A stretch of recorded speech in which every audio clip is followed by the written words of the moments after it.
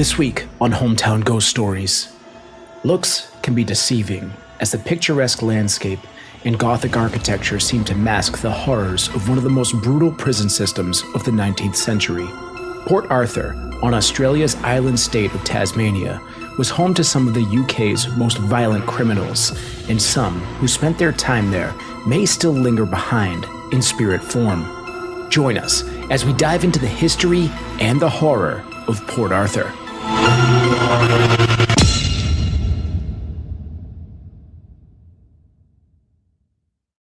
Hometown Ghost Stories contains serious and often distressing events and is not intended for all audiences. Viewer discretion is advised. 1877. The Isle of the Dead.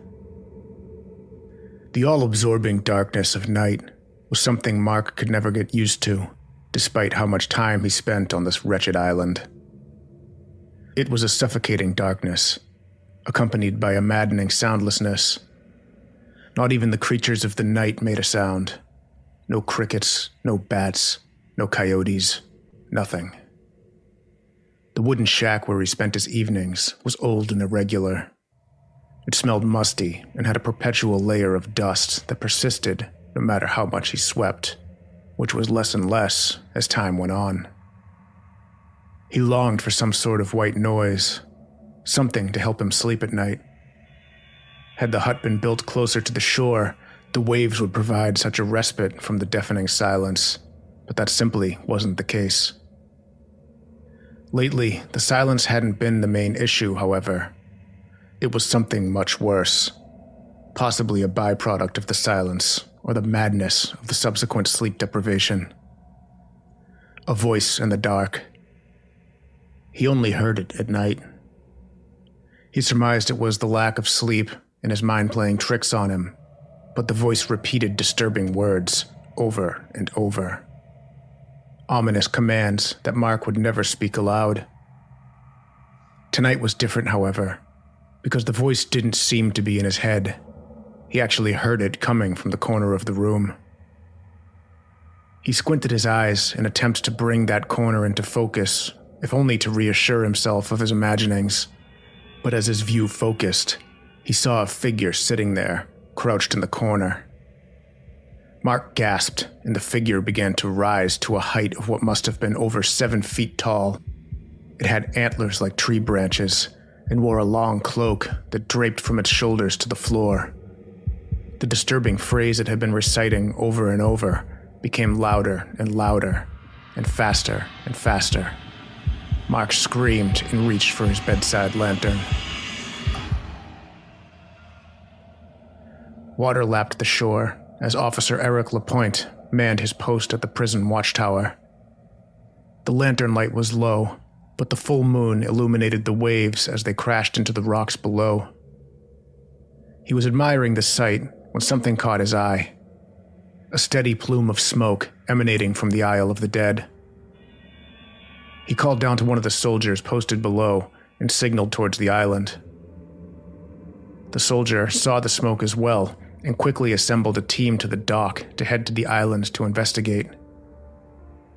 They found the gravedigger's hut had been reduced to a smoldering heap of ashes. "Where's Mark Jeffrey?" asked the soldier in command of the unit. One of the other soldiers pointed to the tree line, where the figure of a man could be seen shaking. The soldiers approached the man, who turned out to be the resident gravedigger, Mark Jeffrey. He was swaying back and forth, babbling something over and over. That's when he made eye contact with one of the soldiers and said, "Get me off this island. You've got to get me off this island. I saw the devil." I'm Dave Wilkins, and this is Hometown Ghost Stories, Port Arthur, Tasmania.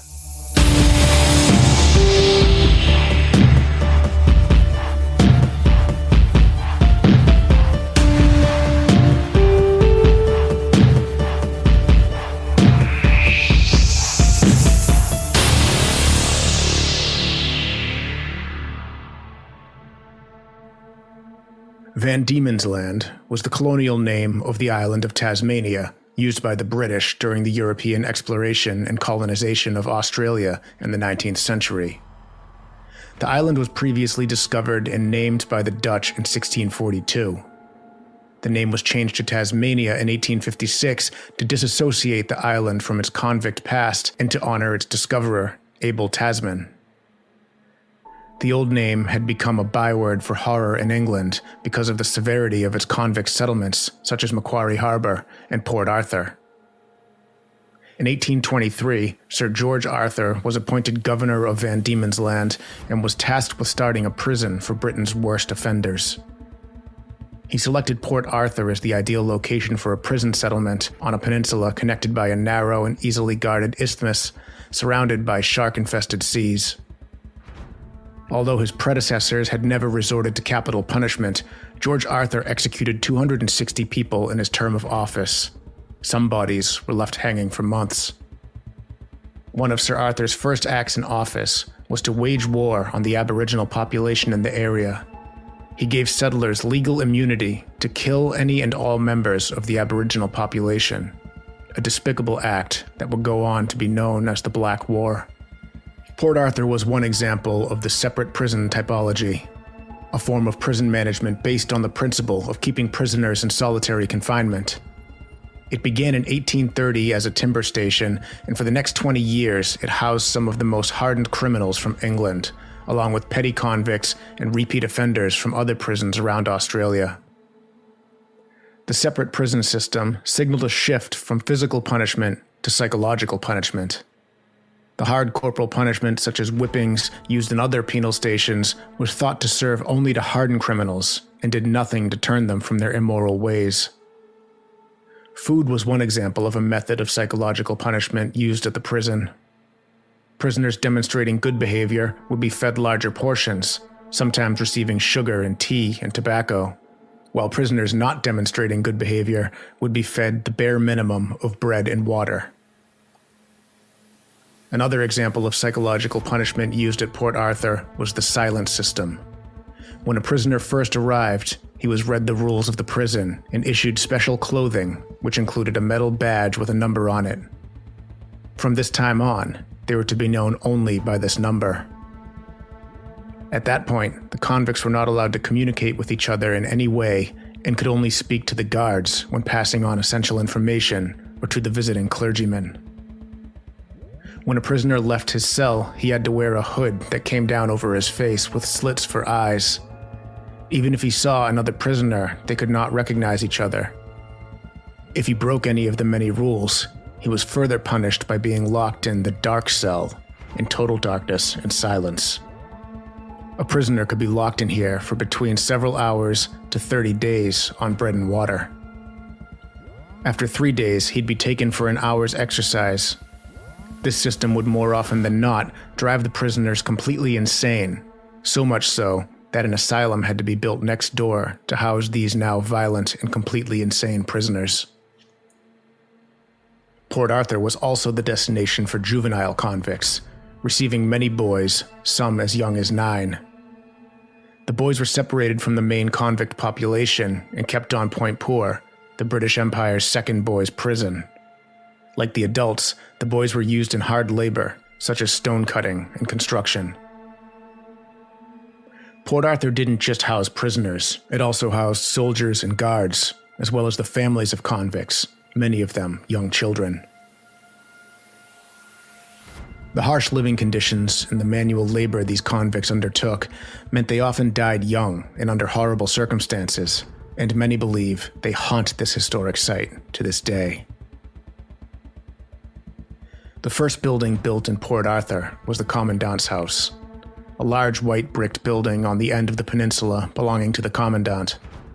Located on a slight incline, the house looks out over the bay and the entire prison complex.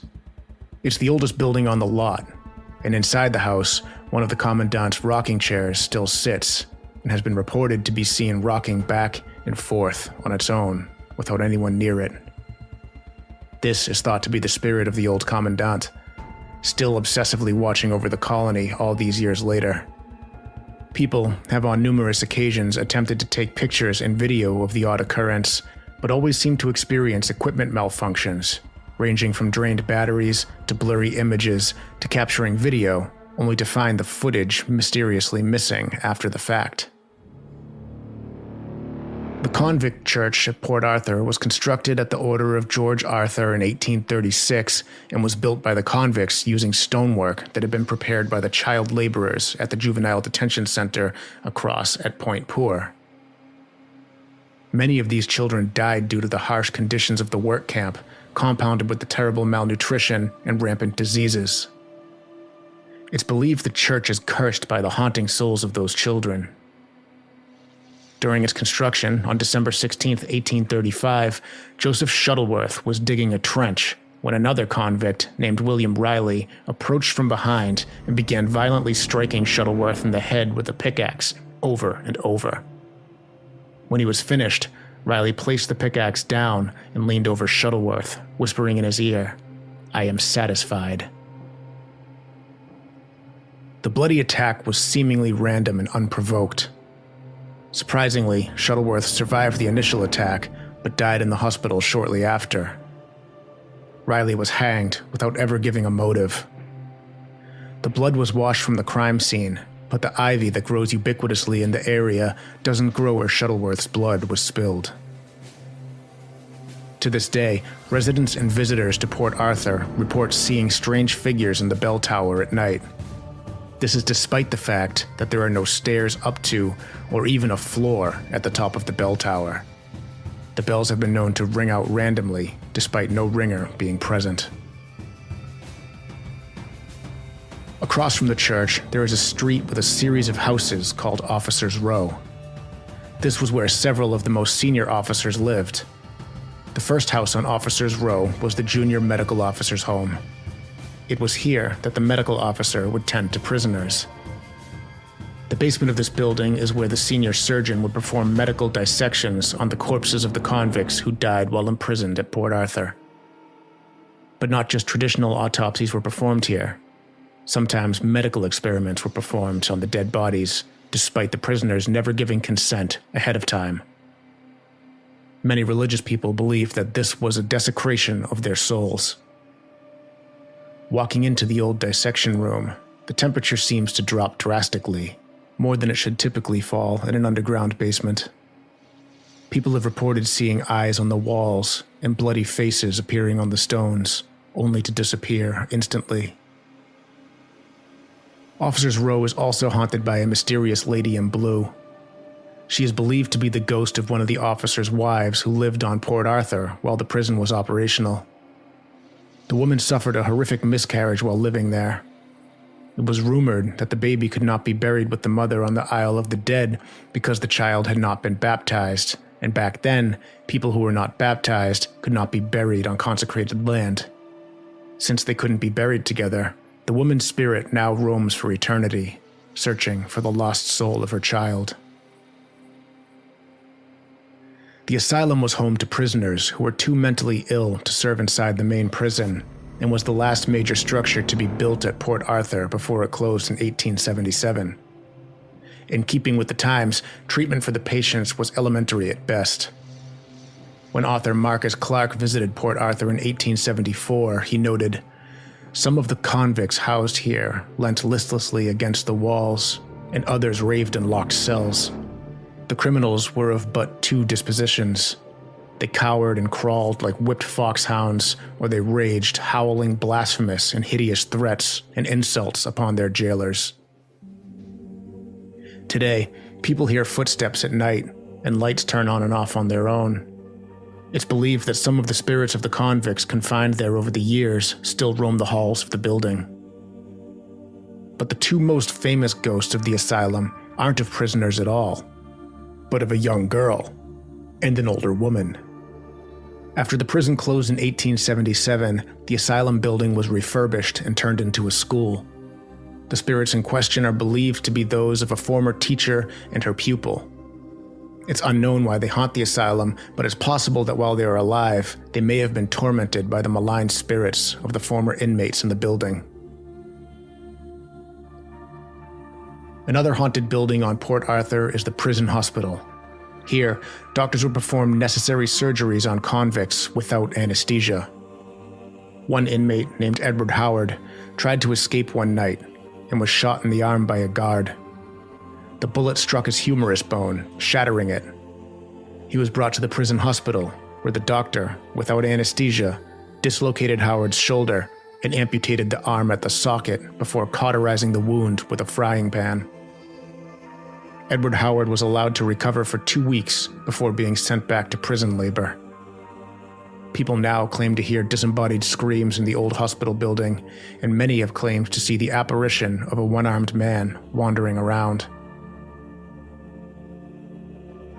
The separate prison is where the most violent offenders were housed in solitary confinement 23 hours a day and were forced to wear hoods of silence on the very rare occasion they were around other people. The guards even had to learn sign language to ensure the inmates never heard the sound of human voices. One famous prisoner, William Carter, hung himself from his cell in 1867. He felt this was his only escape from the silent system. Before his death, he carved the phrase, "silent suicide," into the wall of his cell. Many people report the feeling of overwhelming sadness when inside, as if the spirit was still lingering. People who come to the separate prison have been known to feel like someone is touching them when no one is there, and people have been scratched by phantom hands. One of the most tragic stories from the separate prison was that of a young boy who was imprisoned there. It was a very rare case of a child being sentenced to death for his crimes. On the day of his execution, he cried and pled to be spared, begging to be allowed to live out his days working in the prison, but his pleas fell on deaf ears. Today, people report hearing the cries of a young boy at nighttime, just like the cries he was said to have made before his execution. Located just off the mainland is the Isle of the Dead, and possibly the most haunting chapter of Port Arthur's history.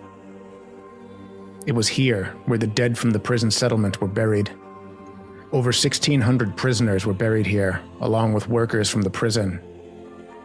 Only the workers were initially given marked graves, whereas the prisoners were just placed into unmarked mass burial sites. While the prison was operational, it was customary for one of the prisoners to become the resident gravedigger. That prisoner was forced to live alone on the island in a small wooden hut. Mark Jeffrey was the most well-known prisoner to hold the title of gravedigger. He was accused of manslaughter and sent to Port Arthur from Ireland. One night, a guard posted at the prison spotted smoke coming from the Isle of the Dead. Soldiers were sent over to the islands to see what the issue was, and they discovered the wooden hut had been reduced to ashes. Standing nearby was Mark Jeffrey, rocking back and forth, babbling incoherently about the devil. He begged the soldiers to take him back to the mainland. He never recovered from the episode and spent the rest of his days in the asylum. Over the course of the 44 years that the prison at Port Arthur was operational, the area was filled with anguish and negative energy. But those 4 decades weren't all that led to the hauntings. From the slaughter of the Aboriginal people prior to the prison's construction to the massacre that occurred 120 years after the prison closed, Port Arthur is home to some of the most brutal and savage history on the continent of Australia, and the souls left behind are a testament to the brutality of mankind.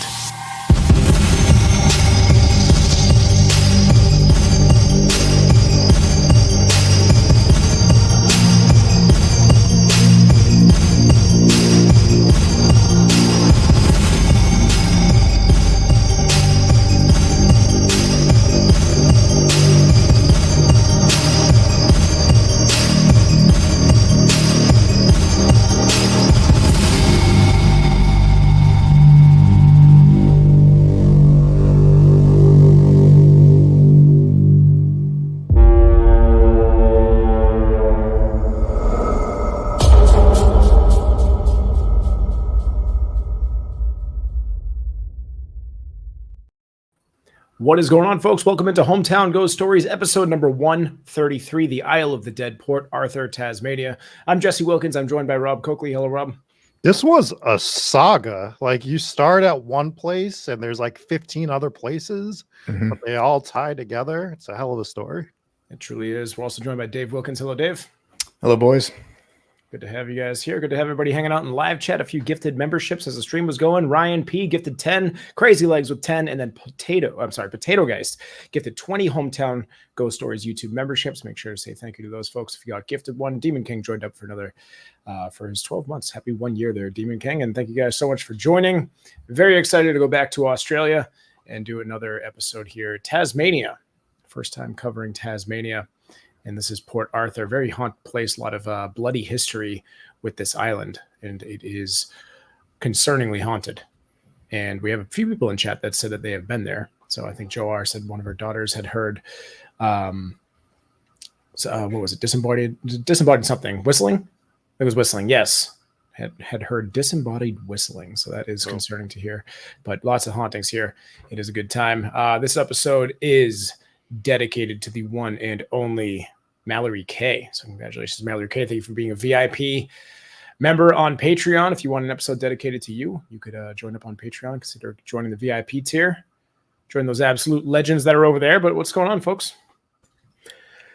Happy to be here. We should probably talk about our upcoming events before we dive into this crazy location. We have live show coming up October 18th in Weymouth, Massachusetts. That is a few towns south of Boston. That is going to be at Barrel House Z, which is an excellent local brewery. And we will be putting on a live show there.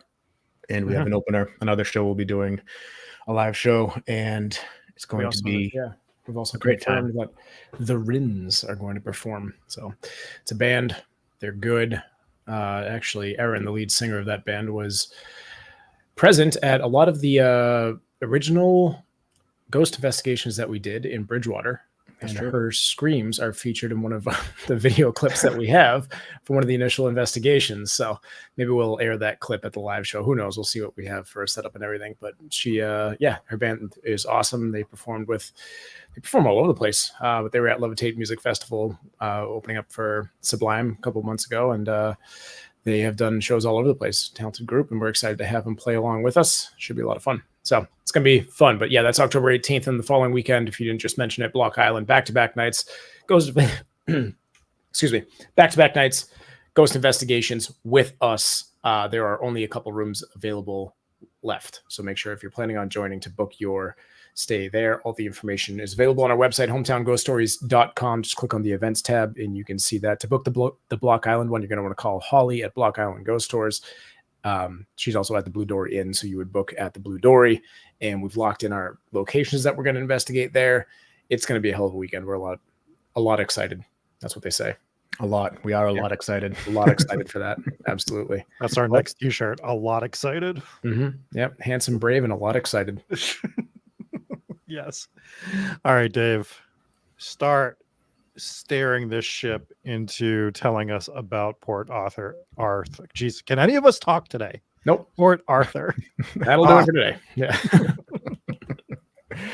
Yeah. So this is they say it is one of the most haunted locations in the world, and I know every haunted location that we cover says that, but this one actually might have an actual argument for being the most haunted, because this place is just packed with gruesome history. And anytime you take a prison, there's a lot of negative energy there. But this is a prison island where they were literally sending the worst of the worst from the UK. The UK had a overpopulation problem in their prisons, so they just started sending boats down to Australia to their prison system, and they just started filling up the Australian prison with the worst kind of people. And then they were mixed in with some petty offenders that were from Australia. They were sending people, like, you can go to jail for stealing, a pair of sneakers and be next to a guy who killed 10 people. And that's the type of prison system that was down here in Port Arthur, as well as a couple other locations in Australia. But mainly, this is the one that has the worst reputation. And part of that is those poor murderers that had to be housed next to the guy that stole shoes. I know. That's scary stuff. And it's probably terrible sneakers if it's like UK shoes, right? Like, nobody wants UK shoes. Especially back then. Did they even have shoes in the 1800s? Oh my God, they were probably the worst. Is all I can think of. Wooden clogs. just had to form them to cobblestone and bullshit like that. Yeah, I think that is how it worked. Lego ass shoes. But this Lego shoes are built into the pants. That's probably what they were stealing. That's probably why they were because they weren't just stealing shoes; they were stealing pants. Let's move on. anyways, moving on. We'll let that out.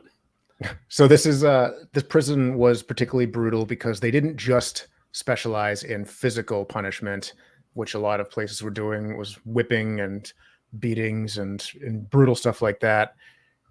This place, they integrated psychological punishment as well, which was kind of an up and coming thing back in this time. Jeremy Bentham was a English philosopher who came up with the idea of the panopticon prison, which is kind of interesting. If you've ever played Call of Duty Warzone, the gulag in that game is based on the panopticon theory. And it's basically, you have like a central building that's where the guards watch, and all of the cells are open at the top, so they can literally look down and just view all of the cells. Now, the prisoners know they're being watched, but they don't know when they're being watched. So this was a way that they were able to station just one guard, and maybe sometimes not even, because the prisoners have no idea whether they're being watched or not, but they know that they are. So it's a pretty interesting and unique system. And then they implemented all of the psychological punishments, like withholding food, and then on the other side, it was also rewarding good behavior with extra food and stuff like that. And then the silent treatment, which is pretty dismal to think about. We've seen that in a few haunted prisons historically. A couple of them in the United States where they just had a straight up silence rule. I want to say it was Brushy Mountain that maybe tried to do that with their prison system. Might be getting my prisons mixed up. We've covered a lot of them here, but it's just such an awkwardly quiet place. And as a god awful Call of Duty player, I spent a lot of time in the gulag, so I do understand what you're talking about with the layout of the prison system there. Yeah, we had a lot of comments of people saying the silent treatment sounds pretty nice. Sign me up. I'd love to be a part of that. Not talking to people, but this was literally just making people insane, just completely cutting them off. No human contact. The guards had to learn sign language to communicate because they didn't want these people to hear the sound of a human voice. And they had to wear the hoods that would just completely, it's crazy. And they actually had to build that asylum next to the prison because all of the prisoners were going insane. It was like an easy bake oven for lunatics, just cranking them out, just making them all nuts. Yeah, it's definitely not making anyone better. And many prison systems don't, but the idea is supposed to, fix these people so they don't steal Lego shoes anymore or whatever. And it's just clearly, this is clearly just making people absolutely insane. Yeah. So this prison was brutal in that sense. It was also brutal because they were also doing the physical abuse on top of it. They were whipping people, they were executing people, hanging them, and you really couldn't escape from this. This was supposed to be like one of the most inescapable prisons of all time. It's up there for the same reasons that Alcatraz was, because basically it's on an island. And Tasmania is an island, but Port Arthur's a peninsula, which is like effectively an island. The way because if you look at a map. Well, they had the neck was heavily guarded. So there was, right. Did you hear about the best prison escape attempt? Oh, yeah. Yes, I got it's in my notes. If you want to. No, you probably have more details, but it is my favorite. Now we've had a lot of good prison escape attempts on this. And then obviously we covered the one that was likely successful from Alcatraz. A lot of people talking about Alcatraz in chat right now, but this one is number one. Please jump into it. All right. Well, let's just jump into some of these prison escapes because there are several people that actually attempted it, and one guy was successful, but not this guy. George Billy Hunt was somebody who tried to escape from the prison, and his method of trying to escape was he acquired himself a kangaroo hide and he wore it, and he just hopped his way past the guards and he was so convincing that there was a couple of guards posted that were starving, and they were like, oh shit, a kangaroo. And they started shooting at him. And he was like, no, I'm a person. He took the kangaroo suit off. And they apprehended him and brought him back. And his punishment was 150 lashes for trying to escape. But wrong punishment. You make him wear the kangaroo hide for the rest of his sentence. is what you have to do. And he's not allowed to walk. He has to hop everywhere until he's discharged. I like it. They should have forced him to put on shows. Like, Yeah. you're the entertainment now, you Mr. Kangaroo Man. You are Kangaroo Man. I don't know. It's weird. Like when he's like, wait, no, it's not me. I'm just a prisoner trying to escape from prison. I'm surprised they weren't even more hyped up to shoot him at that point. Like, oh, wait. Yeah. We can't eat him, but we can still shoot him. I don't know. It just sounds like another They're way probably to get pissed shot. because they thought they were going to get themselves a kangaroo to eat because they were starving. So kind of makes you wonder too, like what was the treatment of the guards if these guys were so hungry? Like, Yeah. I don't know. I don't know. Maybe they had claimed like, oh yeah, we were hungry. We were going to eat the kangaroo. Maybe they probably just wanted to shoot something. Like, hey, kangaroo. But honestly, if it was like, hey, it's actually an escaped prisoner, shoot. I don't know. Maybe because he right? surrendered. Maybe because he Yeah, surrendered maybe. and they didn't want to land themselves in prison. Right. Yeah. If they're putting the shoe thieves in jail, they'll probably put guards who step over the line there. Brenda C coming in gifting 10 memberships. Thank you so much, Brenda. We appreciate that. Very generous of you. Thank you so much. Awesome. Hell yeah. Absolutely. So yeah, that was he the was kangaroo prison escape. I didn't hear about the successful one. There was a successful escape from this prison. Yeah, so this is a guy named Martin Cash, and he was possibly the best prison escape artist of all time. So when he was 18, he lived in Ireland, and he became acquainted with a young woman from Enniscorthy. I don't know how to pronounce it. And she earned a living by making straw hats and bonnets. Sounds like a lovely young lady. And in a jealous rage, he shot a man named Jessup for making advances on this above-mentioned lady. So Cash was sentenced to 7 years penal transportation. He left Cork Harbor on board of the Marquis of Huntly with 170 other convicts, and they went to Sydney where they were imprisoned. Now Martin served his time there, and then he just stayed in Australia after he finished his sentence, and he worked on a farm. And that's where he met a guy named John Boodle, who asked Martin for help in branding some cattle. So Martin agreed, and he helped the guy brand all this cattle. Come to find out, the cattle didn't belong to the guy, and they both got arrested for stealing the cattle. So he was sent to Port Arthur. He was sentenced to 2 years, I believe, I thought it was going to be more than for shooting a guy. I was like, they cared more about the cattle than shooting a guy back then. He's probably got 50 years for this. It wouldn't shock me. I mean, you hear about stuff like that sometimes, right? Like in this time period where it's like, oh yeah, you can murder someone and you get off with a slap on the wrist, but if you mess with someone's crops, you're take his horse, you are dead. Dead meat. Yeah, you don't mess with livelihood back in the day. But he was sentenced to 2 years, and he immediately escaped. He got out and he swam the shark-infested waters, got away, and they apprehended him shortly after, and they tacked 18 months on to his sentence. And then he escaped again, and they apprehended him again.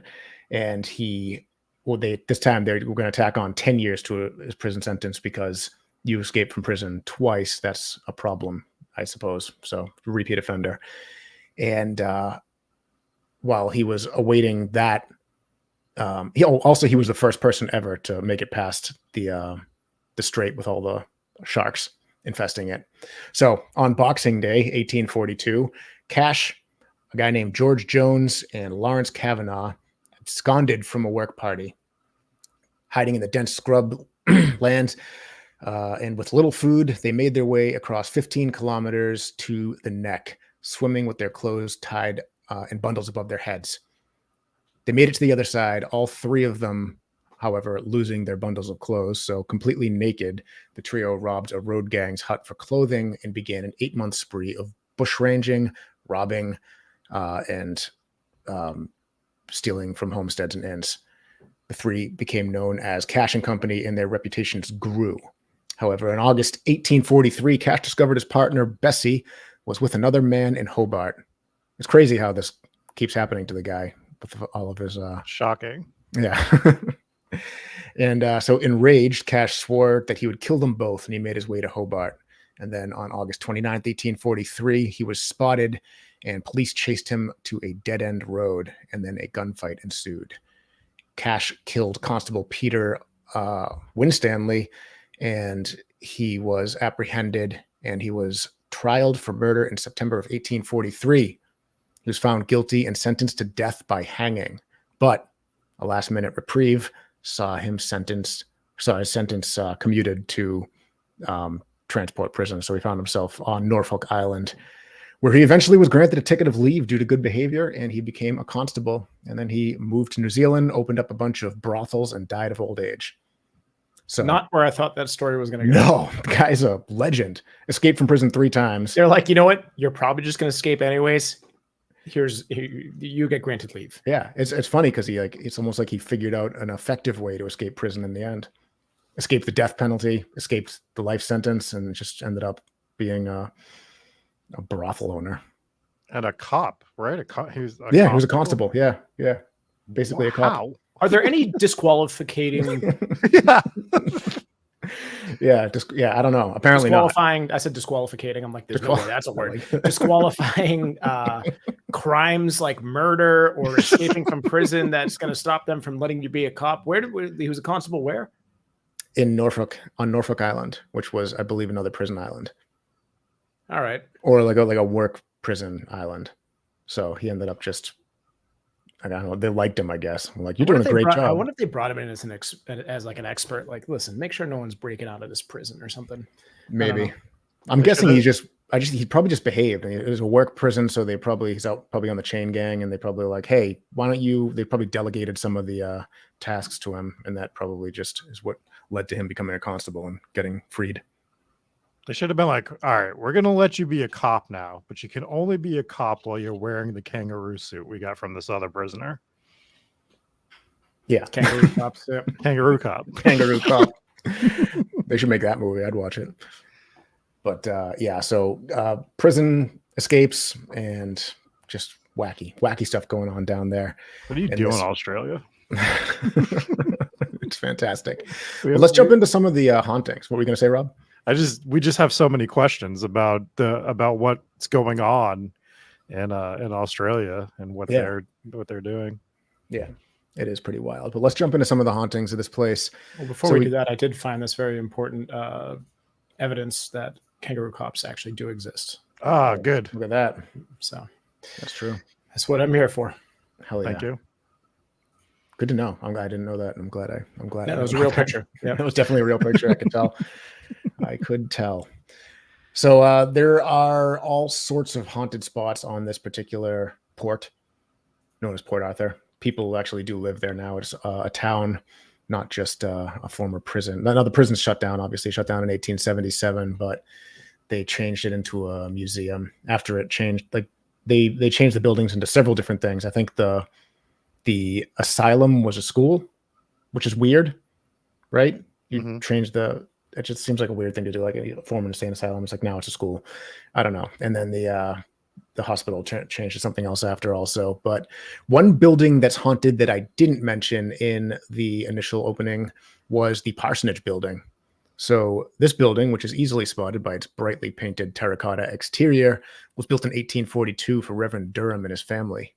Today, this building is one of the most active paranormal spots on the site. After Reverend Durham left, another family moved in 1857. Reverend George Eastman arrived with his wife Louise and their 10 children. That's too many children. That is too many children. That's like 10 too many children. Yeah. So they arrived. The children were very poorly behaved. Fair enough, right? I mean, how do you control that many children? It's a disaster. But they were notorious for destroying the gardens and the surrounding prison farming land. The inmates worked so hard to keep in the gardens in running order, and the children seemed to take pleasure in wrecking it. Their carefree and rude attitude angered the inmates greatly. The children, perhaps influenced by their father, had little regard for the prisoners. So these kids, not nice. Not good kids. They should be in the prison. They should be. They should be forced to wear kangaroo costumes in the prison. So Reverend George Eastman died in 1870 in this very house. Wait, can we go back? Yeah, sure. Why do they say they were influenced? But what did the Reverend hate? He's doing like sermons about how much he hates gardens. No, he's out there ripping up. Hates the. Oh, he didn't like the prisoners. He didn't like the prisoners. I thought they were saying that, like, yeah, it's probably from his garden hating preacher of a father. Preacher just shows up, starts lighting the gardens on fire.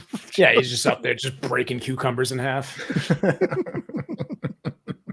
These carrots are of the devil. But Eastman died in the house in 1870. After his death, people began to see ghostly apparitions appearing in the parsonage almost immediately. A strong sulfuric odor would fill the home, yet a source for it never could be located. Moaning and other strange noises would be heard at night. Lights would even flash on and off, even when no one was home. Although Eastman was a good man, he died very young. After his death, he left his wife and 10 children to fend for themselves, as they were not cared for by the ministry or the government. The widow and her children lived a difficult life of poverty until their ultimate end. Eastman's ghost perhaps returns to mourn for his tortured family. So that's a pretty sad ending for that family. But It is. maybe you shouldn't pick on people in their gardens. Maybe he That's right. shouldn't have 10 kids. Maybe Hmm. that's too much. Yeah, that would explain. Yeah, if you lose The your old livelihood, days, man. it's It's, a lot it's of, like a small family back in the day. yeah. There was nothing to do except that. Just have kids and ruin gardens, punch potatoes. Yes. So that was one of the haunted locations, and we can talk about some of the go into a little bit of detail of some of these other crazy buildings that are haunted, like the junior medical officer's home.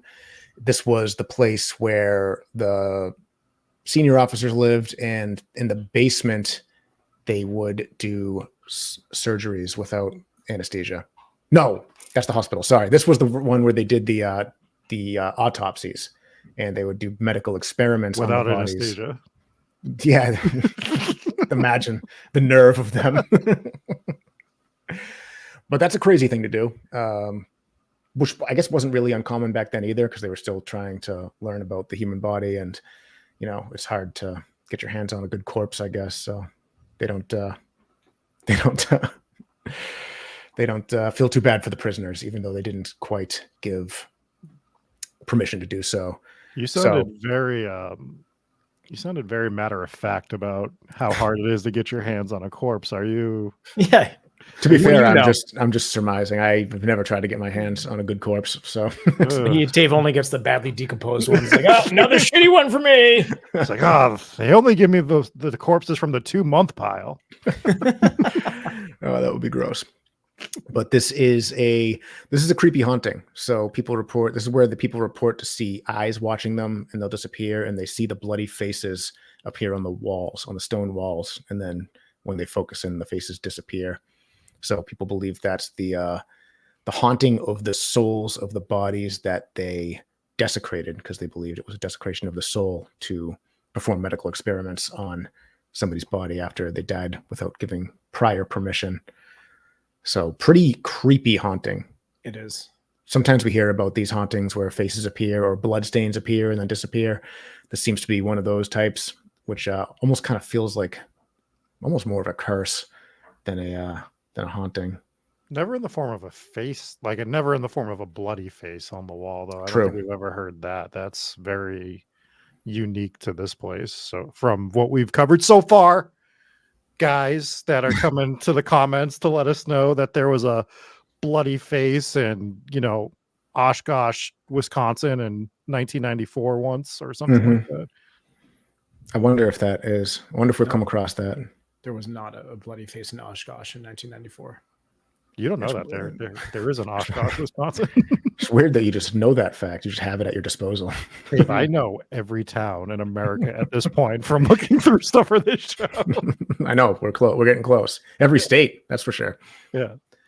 One of the other buildings on Officers Road that is haunted that we talked about was it's not the building, but it's one of the buildings of one of the officers who lived there. His wife passed away during childbirth, and the lady in blue is probably the most famous ghost that haunts the port of Arthur.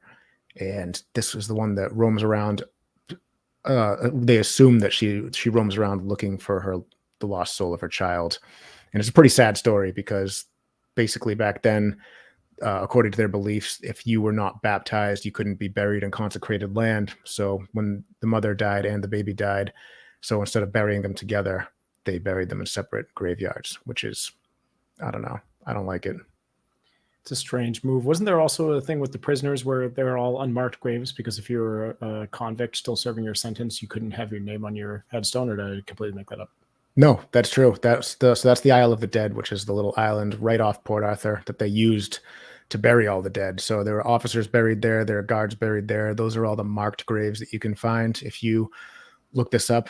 And then there are just mass graves with the dead prisoners for exactly the reason you said, because the prisoners, they weren't allowed to be. Well, you know what's weird is that the lady in blue was buried on the Isle of the Dead, which is consecrated land, and that was the reason that her baby wasn't allowed to be buried with her. But they can bury all the prisoners there, right? Yeah, well, were they baptized? I don't know, but if you're saying they can't have their graves marked because of the Well, those are two different things, though, because you could be baptized and be in prison. So maybe it seems like it's, they could bury the prisoners because they were baptized, but wouldn't put their names on the headstones. I don't know. Maybe the baby was a criminal. Have we figured that out? I don't Probably know. was. Get to the bottom of this. Robbed their mother of life. Mm-hmm. Yeah. Murderer. Yeah. Yeah. Kids, the worst. I just keep trying to tell everybody. This island has some ghost children, and they are pretty concerning. We talked about them a little bit in the opening episode, and we'll get back to them. But the asylum is another location where there is the ghost of a child. So you have all of the. So this was the building where they sent all the people that they made mentally insane with their psychological torture, basically. And it's believed that several of the people who lived there who died, their ghosts do haunt this building. But there are two ghosts that you wouldn't expect to haunt the asylum, and that is the older woman and the younger girl. And they do believe that those are the ghosts of a former student and her teacher, because, like I said earlier, they changed this building from an asylum to a school. And now you have... Still such a weird move. It really is. I don't know. Maybe like just build a school. Yeah, it's just bad vibes, right? Like we're just doing a, it's just one of those things where we don't try to deal everything in vibes, but there's certain vibes you can't cross over to do something. You can't put a school in a place of insanity, basically. After the fact, you can't be like, oh, well, we'll just use it as this now. Yeah, I mean, the building had to. I mean, it's a pretty nice building if you look at it. So, I mean, if you're listening to the podcast, not watching, you can, if you want to hop over to YouTube or Spotify and check it out. A lot of these buildings are pretty spectacular looking. The church is beautiful. The asylum looks more like a university building than it does an insane asylum. The hospital, you could tell, was a nice looking building, but it was destroyed in a fire. A lot of these buildings were destroyed in a fire in the late 1800s after the prison closed down. But a lot of them are still in good shape, and the asylum is one of them. So you can't put you can't put a hospital where a funeral parlor used to be, right? Especially if it's like a place that you're trying to bring life in. Like, you just can't do those reverse vibes like that. It's really bad. Yeah. I think you're asking for trouble. You're just asking for it. I don't disagree. But yeah, it's the asylum. And then the separate prison, which is where they did the silent treatment and all of the psychological punishment, as well as the corporal punishments.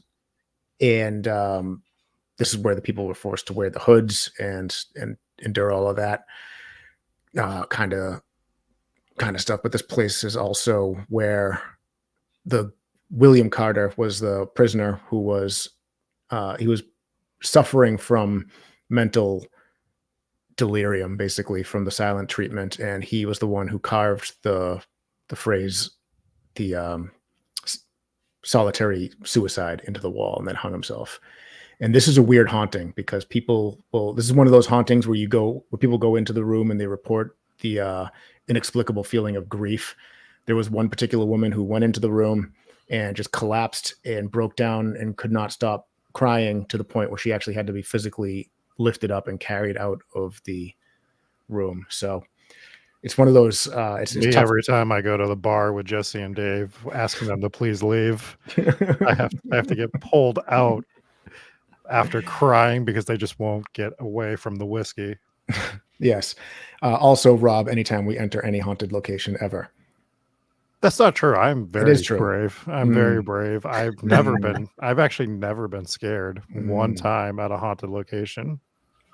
Now's a good time to refer our listeners back over to the Hinsdale House investigation episode. And you can check that out and see for yourself how you think about Rob's bravery. Very brave. So brave. Very brave, strong and handsome. One of the bravest, they say. That is what they say. Yes. But this is also one of the sadder hauntings and another one of the child ghosts. And that is the people hear the disembodied cries of a child. And they believe that is or can be attributed to the ghost of the child that they executed. Now, I couldn't find a lot about this. This is one that I wanted to verify because it sounds absolutely preposterous that you would sentence a child to death for I don't know what crime a child could possibly commit that would warrant the death penalty. You'd figure it would have to be stealing shoes, stealing Legos on the ground. Yeah. Somebody definitely stepped on a Lego barefoot, but I couldn't find who the kid was or what he did. So this seems like maybe more of a legend that they executed this child. But I mean, this prison was doing insane shit. So it's I guess it's not completely out of the realm of possibility. And lots of legends do have some root in truth. So it is possible. But people do report hearing the cries of that young boy. And they say that those are probably the residual haunting from when he was crying for his life to be spared, which is pretty sad. It is pretty sad. And then it's like the guy who killed people and kept breaking out of prison and stuff. They're like, you know what? Let's spare his life. Make him constable. He'd be a great cop. This small innocent child crying. No. Give him power over people. Yeah. Yeah.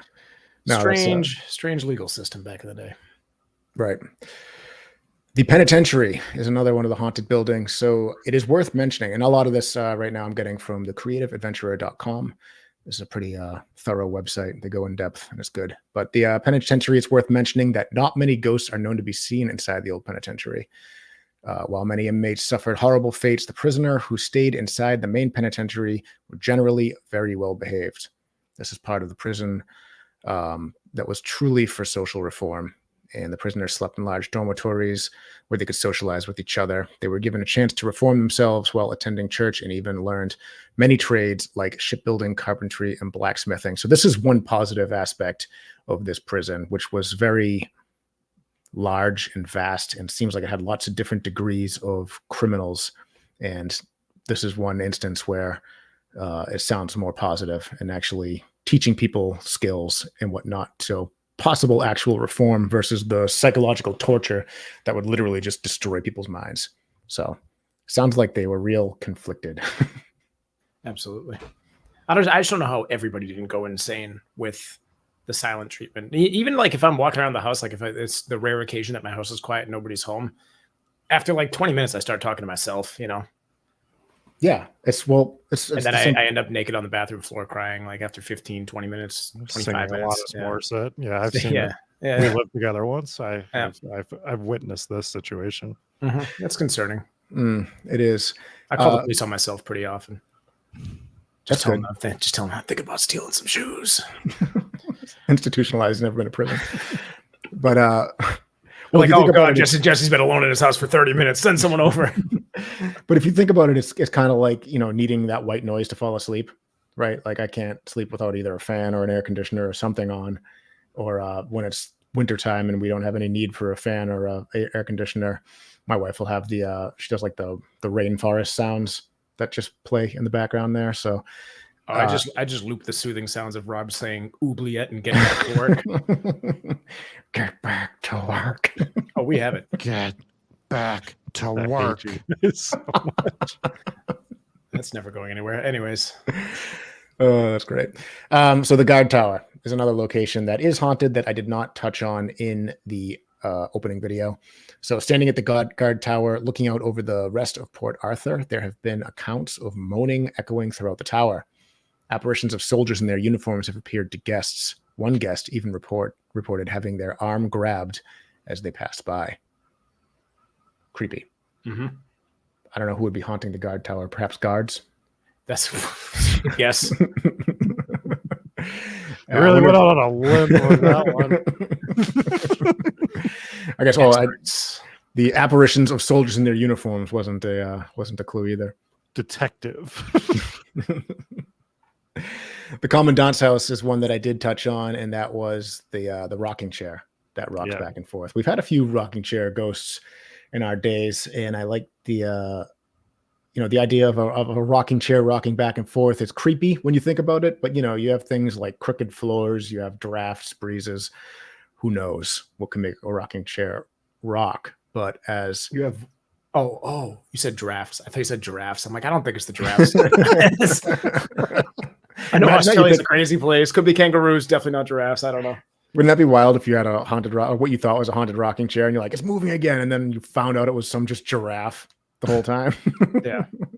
This is why we don't bring Dave into these investigations anymore. He walks in, he's like, "Have you ruled out giraffes?" That's how hard of a skeptic he is. Get this expert out of here. So our father here says, "Did the chair creak?" And this is one of my favorite points about the haunted rocking chairs, because while you can possibly explain away the rocking motion of it rocking back and forth as being a giraffe or a crooked floor or something, if the chair creaks, that's harder to debunk because a wooden chair doesn't creak unless there's weight applied to it. So it actually have to be some sort of physical haunting, basically. And if it shatters into pieces, it's probably a giraffe. Those are heavy. Oh, dude, for sure. Oh, it could be with the ghost of a giraffe. Haven't had one of those yet. Nope. Holding out for the giraffe ghost. Are giraffes indigenous to Australia? Probably not, right? It seems like something you'd see in Australia, but I don't know. I feel like Australian giraffes would be like killer giraffes, though. We should just list all the. A pond giraffe would be superior. So we had pond kangaroos, the kangaroos that go out to the middle of the pond and just wait. Giraffes, they have no problem. They can just walk right through it, no problem. Yeah, you don't even have to swim. You just stand there. We should list all the animals that we think are in Australia so that we can really upset the Australians. I'm sure there are, if they're not giraffes, they're definitely wallabies. Yeah, land sharks. Pretty sure there's some land sharks walking around. Okay, thanks, Google. Yes, giraffes can be found in Australia at the zoos. Oh, good. Thanks. Okay. Modify this search. Yeah. Figured that out. I don't think the fact that they're in zoos counts for them being indigenous to that area. They are not indigenous. They're not native to Australia. Gotcha. Yeah, they're also in Rhode Island. In a zoo. Yeah, it seems like they're pretty much just limited to Africa. Yeah, Antarctica. Yeah, I'm glad we got to the bottom of that. Polar giraffes. Moving on, the jetty is another haunted location on Port Arthur that I haven't mentioned yet. Now, this jetty dock is to Point Pure, which I mispronounced in the opening video. Unfortunately, it's a confusing one. It's spelled P-U-E-R, so I pronounced it poor, but apparently it's pronounced pure, which is obviously apparently misspelled as well. So I'm going to give myself a pass on that one. But near the jetty dock, 2 Point Pure, keep your eyes open around the cottage for a young soldier. In 1840, Private Robert Young fell into the black waters in the middle of the night. He was on his way to deliver a doctor to the young boy's prison. Despite all efforts to pull him from the water, he perished. Young is still seen on the cottage stoop, looking out over the dark waters. Some people report that they saw the dark spirits pulling him into the waters when he died. Perhaps the spirit of Young keeps watch around the jetty to ensure no one else suffers the same fate he did. So this one's pretty dark. It is, in my opinion, and it's to people, witnesses claiming that they saw him dragged into the water by dark spirits is absolutely terrifying. And if you think back to the opening ghost story that I told, which was a true story, was the guy, the gravedigger who lived on the Isle of the Dead, who claims he saw the devil and panicked and burnt his shack down. So there could be something very dark haunting this area. I'm just going to say, if you see the devil, I think fire isn't going to get rid of him. I think he's pretty used to that fire. Yeah, that's a fair point. That is a fair point. Right. But maybe a fire extinguisher, actually. Do the opposite. Yeah. Blast the devil with a fire extinguisher. That's what priests do in exorcisms. They bring fire extinguishers. Yes. Shout out to chat for pointing out that the devil in the opening story could have been the Tasmanian devil. Very All too true. appropriate. Little breakdown of the animals in Australia. Captain McSlugs weighs in and says every large animal breed in Australia was hunted into extinction shortly after humans showed up. Maybe that's why the animals over there are so hostile now. Yeah. Once again, humans are the worst. Yes, they are. Well, humans are the worst in the case of Port Arthur because this is all the way back to the guy it's named after, Governor John Arthur, or George Arthur, rather. And he basically got there, and the first order of business was to grant the colonizers all immunity if they wanted to just go murder the Aboriginal people, which is Not a good move. literally genocide. So, Yeah. off to a bad start. So there's a lot of negative energy on this, and that brings us back to the Isle of the Dead, which we touched on a couple of times. So I don't really have to get back into that too much. But it is believed to be haunted by something, possibly the devil, and that is pretty terrifying. The gravedigger Mark Jeffrey believes he saw the devil, and he pretty much lost his mind and went over and stayed in the asylum, where he died of a heart attack. But yeah. It could very well be haunted by. What if he saw the same entity again while he was over there, and that's what caused the heart attack? Kind of scary to think about. It is scary to think about. But yeah, that brings us to the end of Port Arthur. Well, I guess not really. I kind of in 1996 there was actually a tragedy. There were no hauntings to it, but it's probably the biggest news story out of Port Arthur. So I guess we could briefly touch on it. That was the massacre that happened on April 28th, 1996, when Martin Bryant killed 35 people and wounded 23 others. And it was the attack that led to them pretty much banning all semi-automatic weapons over in Australia because it was so... Yeah, there was no motive ever released for it. It was just he just showed up and started shooting people. It was out of his mind. Yeah, horrible. And he was sentenced to... He got 35 life sentences and then an additional 1,000 years tacked on top of that. So I assume they don't have the death penalty anymore in Australia because that, I mean, just going to sentence somebody to 2,000 years. Because if not that, then what? Yeah, exactly. Right? Yeah. Well, yeah. Exactly. Right. It does seem pointless to be like, and an extra 1,000 years, but at the same time, it's like you just bring them to court and let them know, and just if you can't give him the death penalty, at least let him know that there's not a chance he's ever seeing the light of day again. Absolutely pile of garbage. I don't know if life in prison is worse or better than the death penalty. I don't know. Like sometimes the death penalty feels like they're getting off easy. Exactly. Well, it's like, you want to, they deserve death, in my opinion.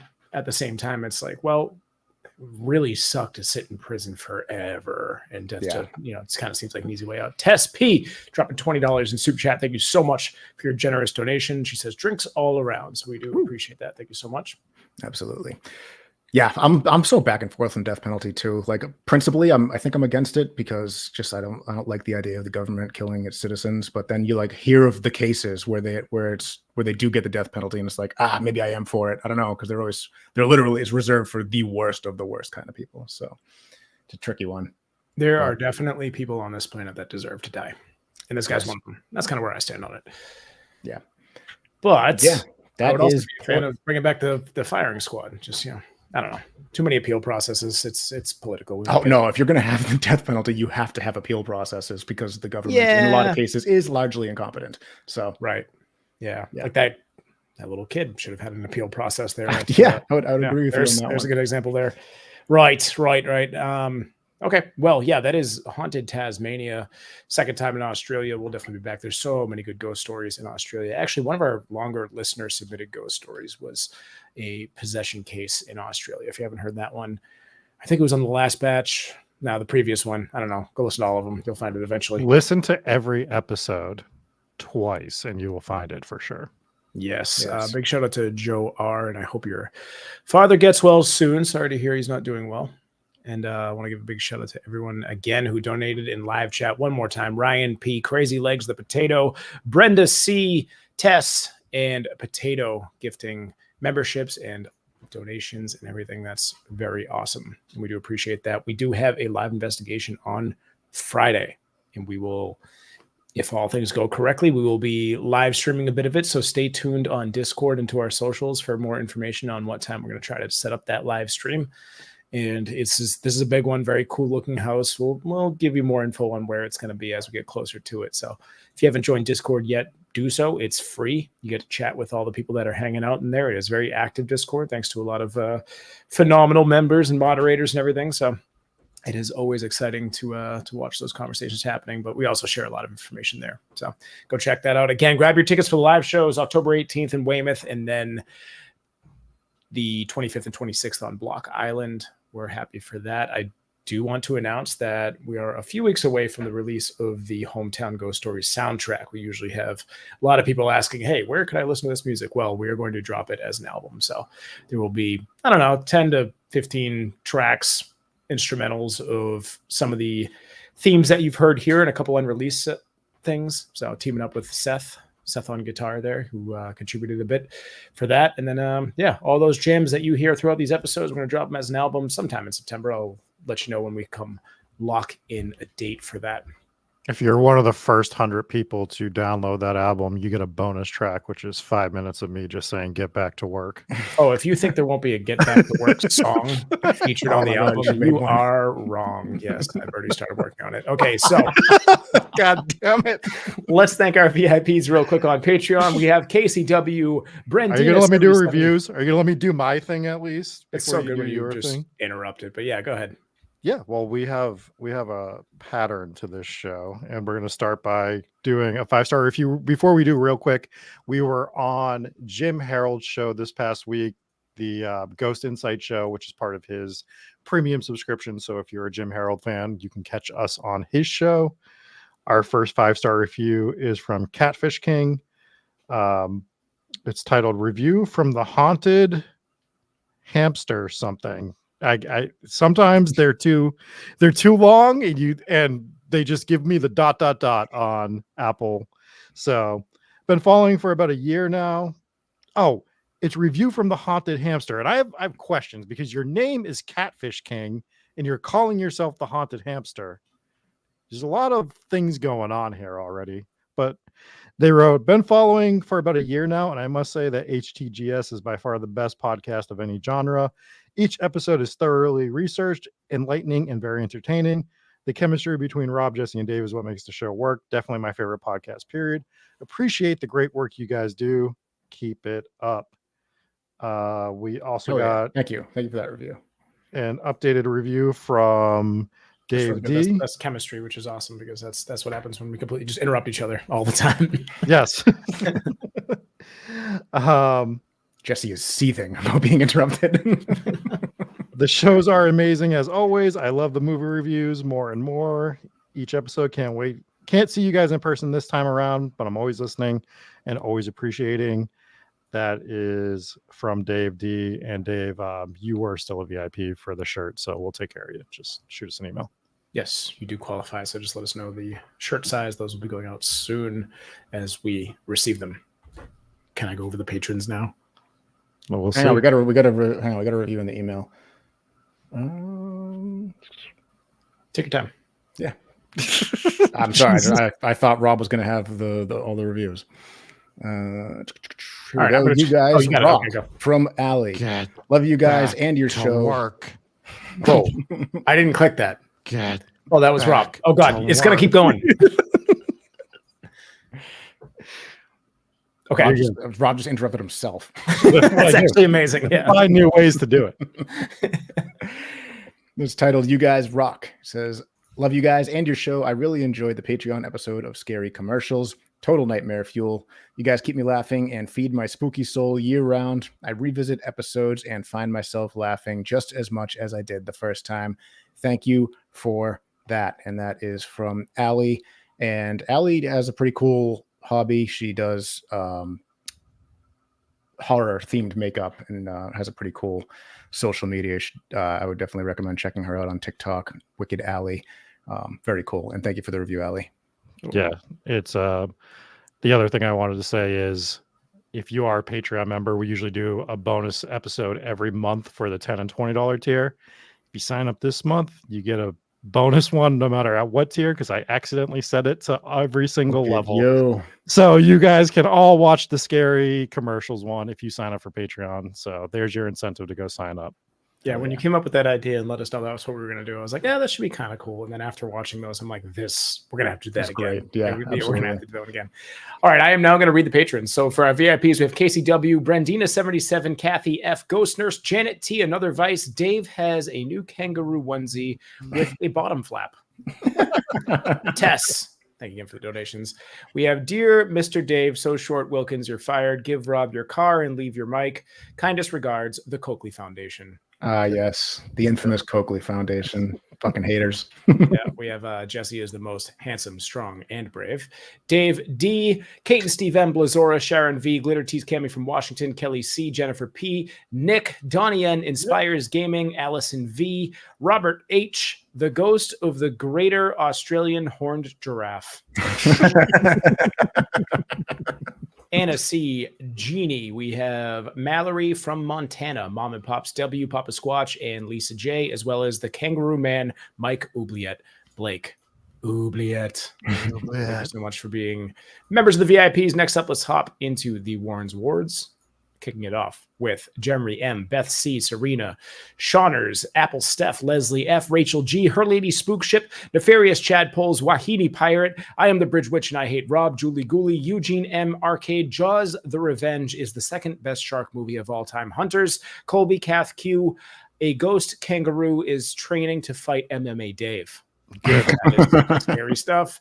DC, Chris Connolly, LBPS founder, next HDGS guest, the other Rachel B, Sarah Cook, Zeta Chimera, Janice G, Lily, Rachel B, Dave's new name is Sleeveless Samurai. We have Il Caravese sulla Riva. Kangaroo Police in Haunted Rocking Chairs, Steph A, Stan the Man with the Ham Hands, and Rob secretly loves fishing. Thank you for being part of the Warren's Wards. And finally, we will hop into the Ghost Pirate Mafia. Let's start that off with Brant C, Emily P, Whisper, Shane J, Mrs. Nardozzi, Kitten Clown, Shane O'Mac, Macho Mandolph, dropping an elbow on a Balrog. Oh yeah. Joe, Sherry Perry, Shay, Trevor S. You can't triple stamp and double stamp, Lloyd. Christina S. What are these noises? Oh, sorry. My cat opened the door, so now we can hear my kitchen. Oh, okay. Mute myself. This has been a flawless episode. Kate C, Chrissy, Kelly C, Isla D, bloop, bloop. Crazy Lakes 2005, aka Officer Donald Jump. That's with a J. West Virginia Coal Miner, hashtag Eli Manning 2X champion. I don't like that. Oh, what is that? No, I don't like what's going on there. New rules are coming into play. We are coming up with our first Patreon rule. Please just keep it to profanity. Yes, please just keep insulting us and don't bring up these hard times for us. We have Leave Tom Brady out of this. Just call me Bree, Miss Macabre, Michelle, Naroku, Cold Warrior, 133 episodes, and we still don't have any Ohio pizza merchandise. I'm going to make some, I think. Banana Ketchup, D from H-Town, Meta A, Sarah B, Dominica, Monster Mom 04, Allie, Dark Snark. Rob hates Ohio because he knows anyone and everyone in Ohio is better than him, and he's a jealous boy. Megan S, Morgan S, Wayne C. I enjoyed reading that so much. I don't know why. Siri, help me find my doll's haunted pants. Crystal Quinn, a.k.a. not a Rob fan. Thick Boy Freddy's baby mama trying to listen while at Demon Spawn's cheer practice. Series over here just responding to what I just said. Alicia E, Thick Boy Freddy, allegedly the most poorly haunted location in the world. In his butt after Thick Wife makes some bomb chili. All right. Prison Constable and Kangaroo Cop and HDGS exclusive. Constable Kangaroo. We have two Constable Kangaroos in a row here. Constable Kangaroo wearing a man suit with a holstered fire extinguisher. Did we rule out that the prisoner, after he took off the kangaroo suit, was actually still a kangaroo wearing a man suit underneath the kangaroo suit? Kangaroo reception. They still could have been eating kangaroo that day. Sam from Nepal. Joe wishes she owned a kangaroo suit. R and Al Capone. I should have worn a kangaroo suit. I swear to God, do you guys have like a private room where you're discussing these things? Because it's not that they're the same; it's that they're one after another. People on complete opposite sides of the world. Anyways, Huggy Bear, don't shoot the kangaroo. All caps on that one. Solar Flare, Mariah M, Kiralee J, Anthony, MMA Dave, Curb Stomps, Whiskey Dave T. A fight we've all been waiting to watch. Cody G, Brandon W, Hooply Whooply, Bridge Witch, and the Polka Guys. Thank you so much for being on Patreon. $3 a month will get you there. The higher tiers get more things, unless Rob accidentally releases the bonus content for everybody. But hey, look at that. You get a bonus episode this week, and that's always good fun. If you can't financially support the show, there's nothing wrong with that. Make sure you drop a 5-star review. We'll read it out on the show. And that'll pretty much do it. Anything else, gentlemen? I think we could get Dave drunk enough to fight himself. Yeah, maybe. It's probably happened before. This Friday, we're going to drop a new Cursed Possessions episode covering the terracotta statues. Yes. And this is a big one. Over 8,000 potentially cursed items there. So join us on Friday as we break down that one. And other than that, I think that will pretty much do it. Anything else? It's going to do it for me. Very good. And we'll see you guys next time. Bye.